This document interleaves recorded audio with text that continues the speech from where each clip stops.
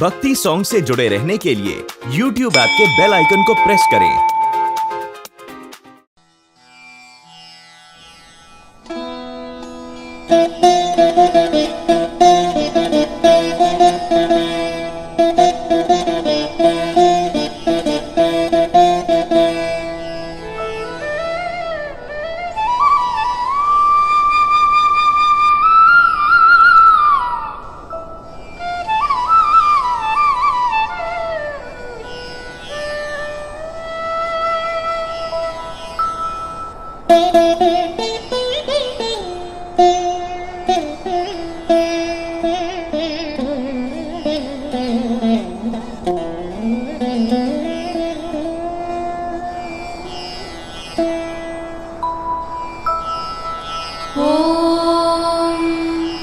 शुक्लांबरधरं विष्णुं शशिवर्णं चतुर्भुजं प्रसन्नवदनं ध्यायेत् सर्वविघ्नोपशान्तये। व्यासं वसिष्ठनप्तारं शक्तेः पौत्रमकल्मषं पराशरात्मजं वन्दे शुकतातं तपोनिधिं। व्यासाय विष्णुरूपाय व्यासरूपाय विष्णवे नमो वै ब्रह्मनिधये वासिष्ठाय नमो नमः। अविकाराय शुद्धाय नित्याय परमात्मने सदैकरूपरूपाय विष्णवे सर्वजिष्णवे। यस्य स्मरणमात्रेण जन्म संसारबन्धनात् विमुच्यते नमस्तस्मै विष्णवे प्रभविष्णवे। ॐ नमो विष्णवे प्रभविष्णवे।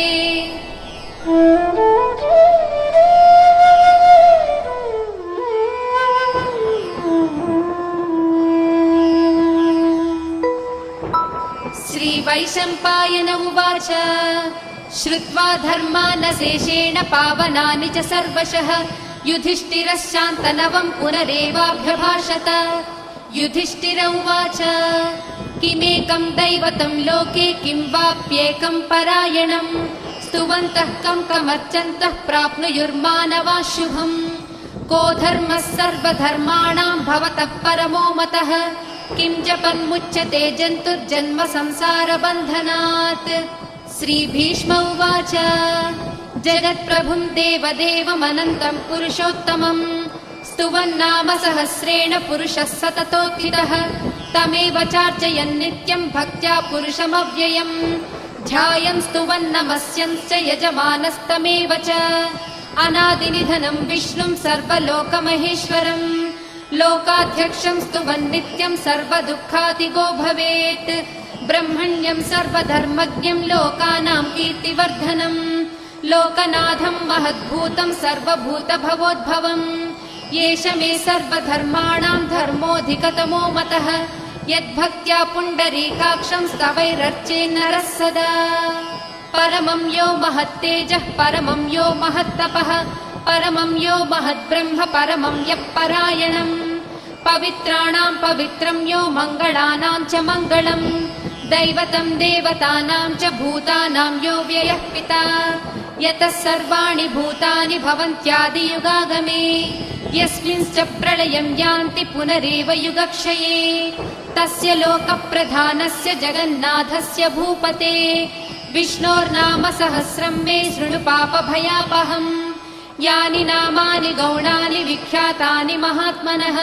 ऋषिभिः परिगीतानि तानि वक्ष्यामि भूतये। ऋषिर्नाम्नां सहस्रस्य वेदव्यासो महामुनिः छन्दोऽनुष्टुप् तथा देवो भगवान् देवकीसुतः। अमृतांशोद्भवो बीजं शक्तिर्देवकी नन्दनः त्रिसामा हृदयं तस्य शान्त्यर्थे विनियुज्यते। विष्णुं जिष्णुं महाविष्णुं प्रभविष्णुं महेश्वरम् अनेकरूपदैत्यान्तं नमामि पुरुषोत्तमम्।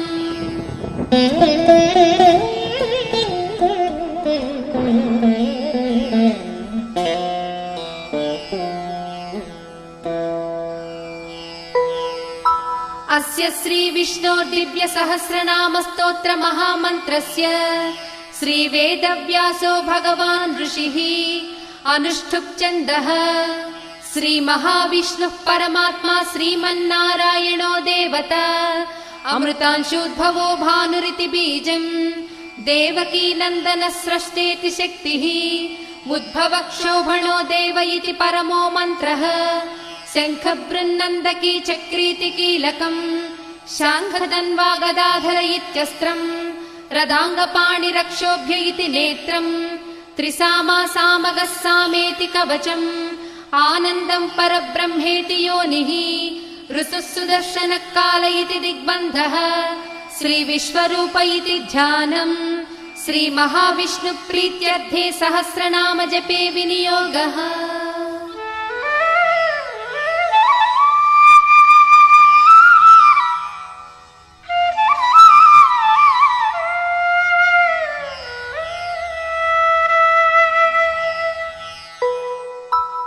ध्यानम्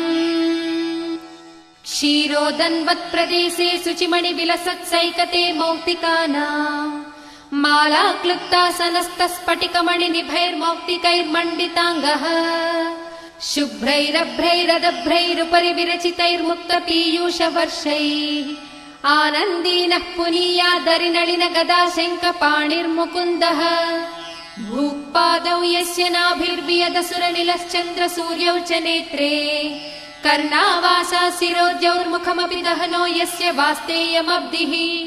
अन्तस्थं यस्य विश्वं सुरनरखगो भोगि गन्धर्वदैत्यैः चित्रं रम्यते तं त्रिभुवनवपुषं विष्णुमीशं नमामि। ॐ नमो भगवते वासुदेवाय। शान्ताकारं भुजगशयनं पद्मनाभं सुरेशं विश्वाधारं गगनसदृशं मेघवर्णं शुभाङ्गं लक्ष्मीकान्तं कमलनयनं योगिहृद्यानगम्यम् वन्दे विष्णुं भवभयहरं सर्वलोकैकनाथम् मेघश्यामं पीतकौसेयवासं श्रीवत्साङ्कं कौस्तुभोद्भासिताङ्गम् पुण्योपेतं पुण्डरीकायताक्षं विष्णुं वन्दे सर्वलोकैकनाथम्। नमः समस्तभूतानामादिभूताय भूभृते अनेकरूपरूपाय विष्णवे प्रभविष्णवे सशङ्खचक्रं सकिरीटकुण्डलं सपीतवस्त्रं सरसीरुहेक्षणम् सहारवक्षस्थलशोभिकौस्तुभं नमामि विष्णुं शिरसा चतुर्भुजम् छायायां पारिजातस्य हेमसिंहासनोत्पदी आसीनमम्बुदश्याममायताक्षमलङ्कृतम् चन्द्राननं चतुर्बाहुं श्रीवत्साङ्कितवक्षसम् रुक्मिणी सत्यभामाभ्यां सहितं कृष्णमाश्रये।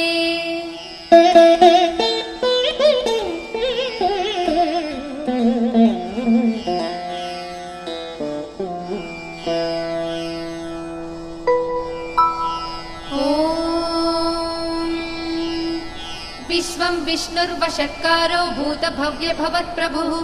भूतकृद्भूतभृद्भावो भूतात्मा भूतभावनः भूतात्मा परमात्मा च मुक्तानां परमागतिः अव्ययः पुरुषः साक्षी क्षेत्रज्ञोऽक्षर एव च योगो योगविदां नेता प्रधानपुरुषेश्वरः नारसिंहवपुः श्रीमान् केशवः पुरुषोत्तमः सर्वशर्वशिवस्थाणुर्भूतादिर्निधिरव्ययः सम्भवो भावनो भर्ता प्रभवः प्रभुरीश्वरः स्वयंभूः शम्भुरादित्यः पुष्कराक्षो महास्वनः अनादिनिधनो धाता विधाता धातुरुत्तमः अप्रमेयो हृषीकेशः पद्मनाभो मरप्रभुः विश्वकर्मा मनुस्त्वष्टा स्तविष्ठस्थविरो ध्रुवः अग्राह्यः शाश्वतः कृष्णो लोहिताक्षः प्रतर्दनः प्रभूतस्त्रिककुब्धाम पवित्रं मङ्गलं परम् ईशानः प्राणदः प्राणो ज्येष्ठः श्रेष्ठः प्रजापतिः हिरण्यगर्भो भूगर्भो माधवो मधुसूदनः ईश्वरो विक्रमी धन्वी मेधावी विक्रमः क्रमः अनुत्तमो धुरादर्शः कृतज्ञः कृतिरात्मवान् सुरेशः शरणं शर्म विश्वरेताः प्रजाभवः अहः संवत्सरो व्याळः प्रत्ययः सर्वदर्शनः अजः सर्वेश्वरः सिद्धः सिद्धिः सर्वादिरच्युतः वृषा कपिरमेयात्मा सर्वयोगविनिसृतः वसुर्वसुमना सत्यः समात्मा संमितः समः अमोघ पुण्डरीकाक्षो वृषकर्मा वृषाकृतिः रुद्रो बहुशिरा बभ्रुर्विश्वयोनिः शुचिश्रवाः अमृतः शाश्वतस्थाणुर्वरारोहो महातपाः सर्वगः सर्वविद्वानुर्विश्वक्सेनो जनार्दनः वेदो वेदविदव्यङ्गो वेदाङ्गो वेदवित्कविः लोकाध्यक्षः सुराध्यक्षो धर्माध्यक्षः कृताकृतः चतुरात्मा चतुर्व्यूहश्चतुर्दंष्टश्चतुर्भुजः भ्राजिष्णुर्भोजनं भोक्ता सहिष्णुर्जगदादिजः अनघो विजयो जेता विश्वयोनिः पुनर्वसुः उपेन्द्रो वामनः प्रांशुरमोघः सुचिरूर्जितः अतीन्द्रः सङ्ग्रहः सर्गो धृतात्मा नियमो यमः वेद्यो वैद्यः सदा योगी वीरः माधवो मधुः अतीन्द्रियो महामायो महोत्साहो महाबलः महाबुद्धिर्महावीर्यो महाशक्तिर्महाद्युतिः अनिर्देश्य वपुः श्रीमान् अमेयात्मा महाधृधृत् महेश्वासो महीभक्ता श्रीनिवासः सताङ्गतिः अनिरुद्धः सुरानन्दो गोविन्दो गोविदापतिः मरीचिर्दमनो हंसः सुपर्णो भुजगोत्तमः हिरण्यनाभः सुतपाः पद्मनाभः प्रजापतिः अमृत्युः सर्वदृक्सिंहः सन्धाता सन्धिमान् स्थिरः अजो दुर्मर्षणः शास्ता विसृतात्मा सुरारिः गुरुर्गुरुतमो धामः सत्यः सत्यपराक्रमः निमिषो निमिषस्रग्वी वाचस्पतिरुदारधीः अग्रणीर्रामणी श्रीमान् न्यायो नेता समीरणः सहस्रमूर्धा विश्वात्मा सहस्राक्षः सहस्रपात् आवर्तनो निवृत्तात्मा संवृतः सम्प्रमर्दनः अहः संवर्तको वह्निरनिलो धरणीधरः सुप्रसादः प्रसन्नात्मा विश्वभृग्विभुः सत्कर्ता सत्कृतः साधुर्जह्नुर्नारायणो नरः असंख्येयो प्रमेयात्मा विशिष्टः शिष्टकृच्छुचिः सिद्धार्थः सिद्धसङ्कल्पः सिद्धिदः सिद्धिसाधनः वृषाही वृषभो विष्णुर्वृषपर्वा वृषोदरः वर्धनो वर्धमानश्च विविक्तः श्रुतिसागरः सुभुजो दुर्धरो वाग्मी महेन्द्रो वसुदो वसुः नैकरूपो बृहद्रूपः शिविविष्टः प्रकाशनः ओजस्तेजो ज्युतिधरः प्रकाशात्मा प्रतापनः रुद्धस्पष्टाक्षरो मन्त्रश्चन्द्रांशुर्भास्करज्युतिः अमृतांशूद्भवो भानुश्च स बिन्दुः सुरेश्वरः औषधं जगतः सेतुः सत्यधर्मपराक्रमः भूतभव्यभवन्नाथः पवनः पावनो नलः कामः कामकृत्कान्तः कामः कामप्रदः प्रभुः युगाधिकृत्युगावर्तो नैकमायो महासेनः अदृश्यो व्यक्तरूपश्च सहस्रजिदनन्तजित् इष्टो विशिष्टः शिष्टेष्टः शिखण्डी नहुषो वृषः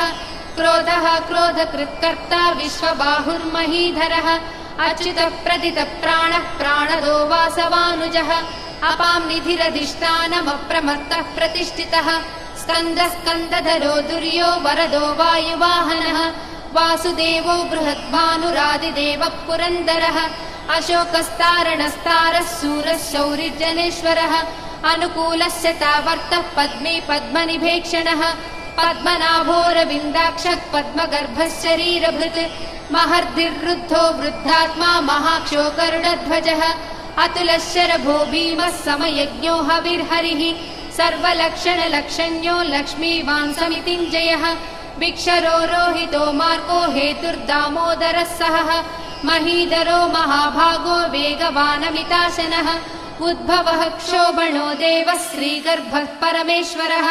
करणं कारणं कर्ता विकर्ता गहनो गुहः व्यवसायो व्यवस्थानः संस्थानस्थानदो ध्रुवः परर्धिः परमस्पष्टः तुष्टः पुष्टः सुभेक्षणः रामो विरामो विरजो मार्गो नेयो नयो नयः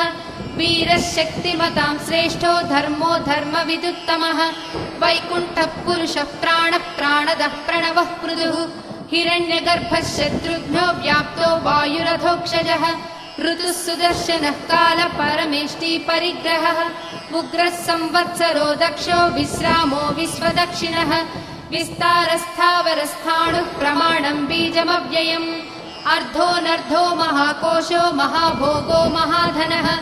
अनिर्विण्णस्थविष्टो भूर्धर्मयूपो महामखः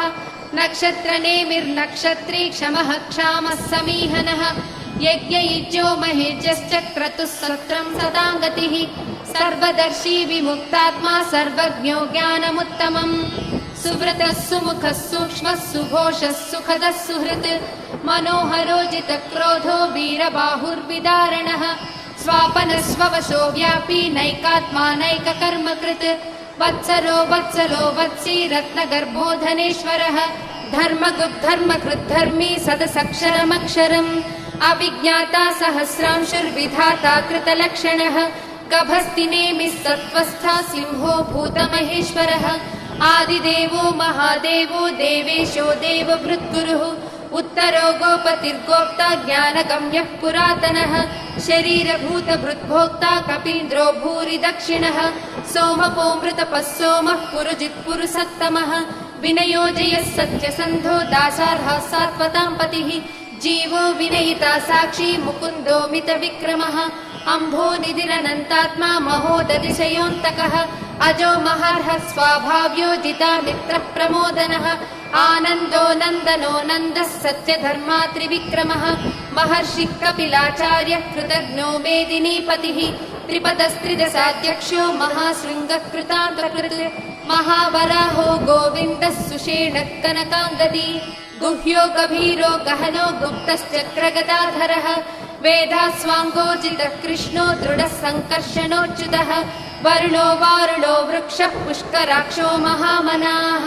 भगवान् भगवानन्दी वनमाली हलायुधः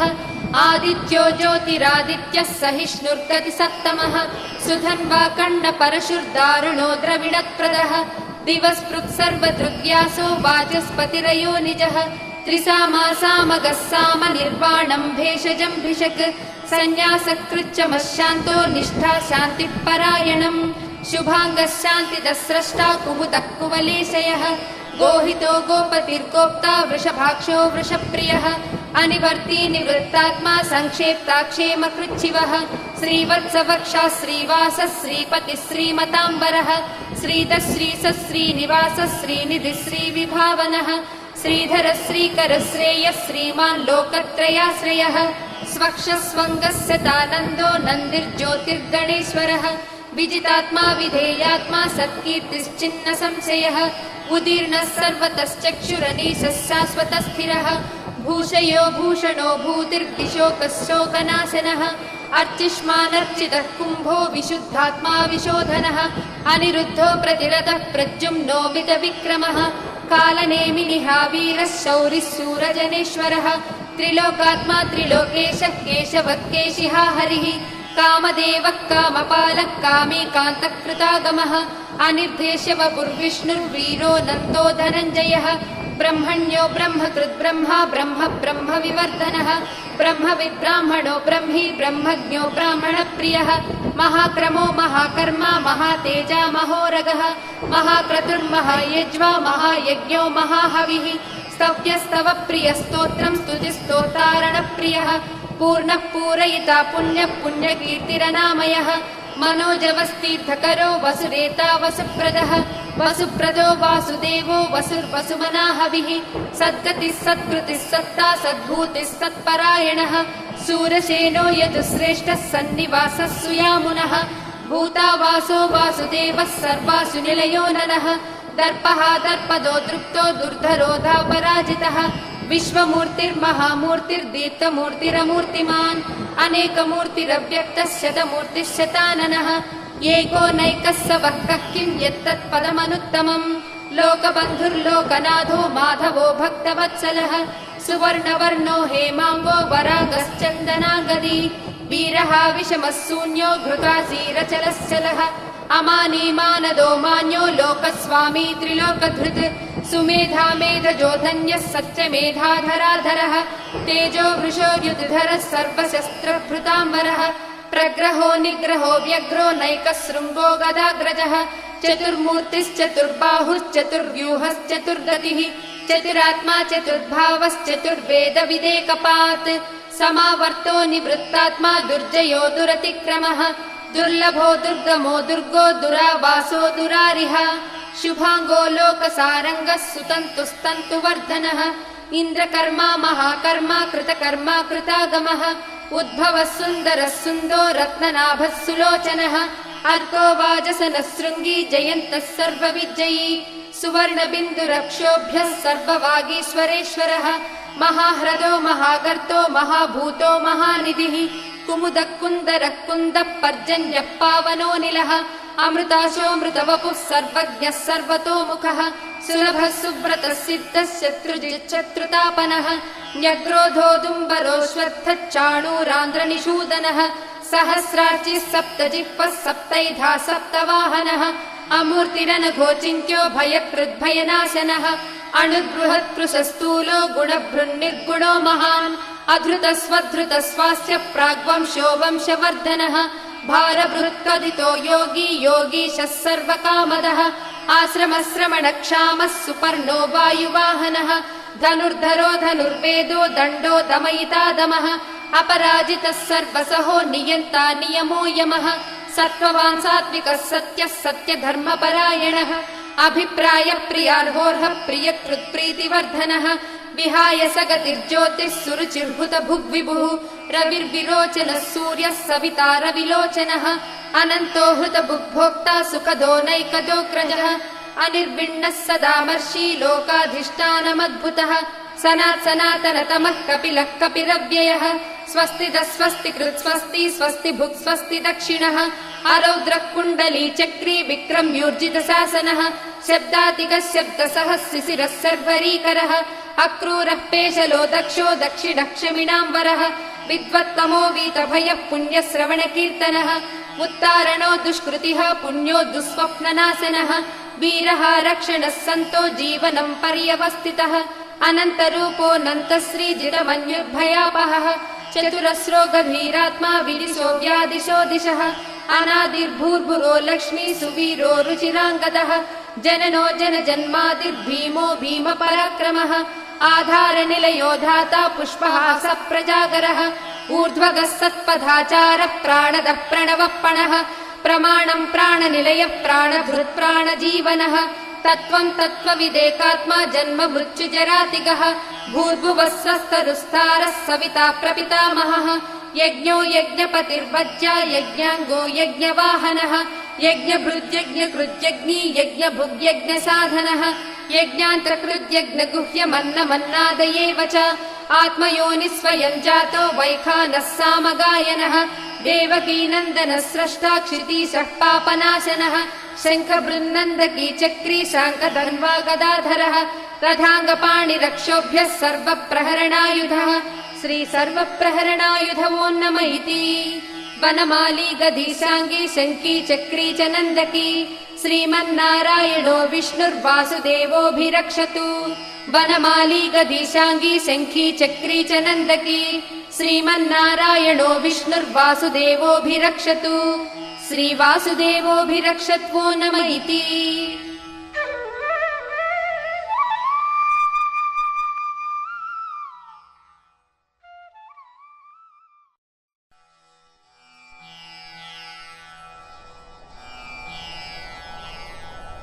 इतीदं कीर्तनीयस्य केशवस्य महात्मनः नाम्नां सहस्रं दिव्यानाम् अशेषेण प्रकीर्तितम् य इदं शृणुयात् नित्यं यश्चापि परिकीर्तयेत् नाशुभं प्राप्नुयात् किञ्चित् सोमुत्रेह च मानवः वेदान्तको ब्राह्मणः स्यात् क्षत्रियो विजयी भवेत् वैश्यो धनसमृद्धः स्यात् शूद्रः सुखमवाप्नुयात् धर्मार्थी प्राप्नुयात् धर्मम् अर्थार्थी चार्थमाप्नुयात् कामानवाप्नुयात् कामी प्रजार्थी चाप्नुयात् प्रजाम् भक्तिमान् यः सदोत्थाय शुचिस्तद्गतमानसः सहस्रं वासुदेवस्य नाम्नामेतत् प्रकीर्तयेत् यशः प्राप्नोति विपुलं याति प्राधान्यमेव च अचलां श्रियमाप्नोति श्रेयः प्राप्नोत्यनुत्तमम् न भयं क्वचिदाप्नोति वीर्यं तेजश्च विन्दति भवच्च रोगो द्युतिमान् बलरूपगुणान्वितः रोगातो मुच्यते रोगात् बद्धो मुच्येत बन्धनात् भयान्मुच्येत भीतस्तु मुच्येतापन्न आपदः दुर्गाण्यतितरत्यासु पुरुषः पुरुषोत्तमम् स्तुवन्नाम सहस्रेण नित्यं भक्तिसमन्वितः वासुदेवाश्रयो मर्त्यो वासुदेवपरायणः सर्वपापविशुद्धात्मा याति ब्रह्म सनातनम् न वासुदेव भक्तानाम् अशुभं विद्यते क्वचित् जन्म मृत्युजरा व्याधि भयं नैवोपजायते इमं स्तवमधीयानः श्रद्धा भक्तिसमन्वितः युज्येतात्मसुखशान्तिः श्रीधृतिस्मृतिकीर्तिभिः न क्रोधो न च मात्सर्यं न लोभो नाशुभामतिः भवन्ति कृतपुण्यानां भक्तानां पुरुषोत्तमे द्यौसचन्द्रार्कनक्षत्रं खं दिशो भूर्महो दधिः वासुदेवस्य वीर्येण विधृतानि महात्मनः ससुरासुरगन्धर्वं स यक्षोरगराक्षसम् जगद्वशे वर्ततेदं कृष्णस्य सचराचरम् इन्द्रियाणि मनोबुद्धिः सत्त्वं तेजो बलं धृतिः वासुदेवात्मकान्याहुः क्षेत्रं क्षेत्रज्ञ एव च सर्वागमानामाचारः प्रथमं परिकल्पितौ आचार्यप्रभवो धर्मो धर्मस्य प्रभुरच्युतः ऋषयः पितरो देवा महाभूतानि धातवः जङ्गमाजङ्गमं चेदं जगन्नारायणोद्भवम् योगो ज्ञानं तथा साङ्ख्यं विद्या शिल्पादिकर्म च वेदशास्त्राणि विज्ञानम् एतत् सर्वं जनार्दनात् एको विष्णुर्महद्भूतं पृथग्भूतान्यनेकशः त्रीलोकान् व्याप्य भूतात्मा भुङ्क्ते विश्वभुगव्ययः इमं स्तवं भगवतो विष्णोर्व्यासेन कीर्तितम् पठे च इच्छेत् पुरुषः श्रेयः प्राप्तुं सुखानि च विश्वेश्वरमजं देवं जगतः प्रभुमव्ययम् भजन्ति ये पुष्कराक्षं न ते यान्ति पराभवम् न ते यान्ति पराभवम् ॐ नम इति अर्जुन उवाच पद्मपत्रविशालाक्ष पद्मनाभसुरोत्तमा भक्तानामनुरक्तानां त्राता भव जनार्दन श्रीभगवानुवाच यो मां नाम सहस्रेण स्तोतुमिच्छति पाण्डव सोऽहमेकेन श्लोकेन स्तुत एव न संशयः स्तुत एव न संशयो नम इति व्यास उवाच वासनाद्वासुदेवस्य वासितं भुवनत्रयम् सर्वभूतनिवासोऽसि वासुदेव नमोऽस्तु ते श्रीवासुदेव नमोऽस्तु ते ॐ नम इति पार्वत्युवाच केनोपायेन लघुना विष्णोर्नाम सहस्रकम् पठ्यते पण्डितैर्नित्यं श्रोतुमिच्छाम्यहं प्रभो ईश्वर उवाच श्रीराम राम रामेति रमे रामे मनोरमे सहस्रनाम तत्तुल्यं राम राम वरानने श्रीराम राम रामेति रमे रामे मनोरमे सहस्रनाम तत्तुल्यं राम नाम वरानने श्रीराम राम रामेति रमे रामे मनोरमे सहस्रनाम तत्तुल्यं राम नाम वरानने श्रीराम नाम वरानन ॐ नम इति ब्रह्मोवाच नमोऽस्त्वनन्ताय सहस्रमूर्तये सहस्रपादाक्षि शिरोरुबाहवे सहस्रनाम्ने पुरुषाय शाश्वते सहस्रकोटियुगधारिणे नमः सहस्रकोटियुगधारिणे ॐ नम इति सञ्जय उवाच यत्र योगेश्वरः कृष्णो यत्र पार्थो धनुर्धरः तत्र श्रीविजयोर्भूतिर्ध्रुवा नीतिर्मतिर्मम श्रीभगवानुवाच अनन्याश्चिन्तयन्तो मां ये जनाः पर्युपासते तेषां नित्याभियुक्तानां योगक्षेमं वहाम्यहम् परित्राणाय साधूनां विनाशाय च दुष्कृतां धर्म संस्थापनार्थाय सम्भवामि युगे युगे आर्ता विषण्णाः शिथिलाश्च भीता घोरेषु च व्याधिषु वर्तमानाः संकीर्त्य नारायण शब्दमात्रं विमुक्त दुःखा सुखिनो भवन्तु कायेन वाचा मनसेन्द्रियैर्वा बुद्ध्यात्मना वा प्रकृते स्वभावात् करोमि यद्यत् सकलं परस्मै नारायणायेति समर्पयामि।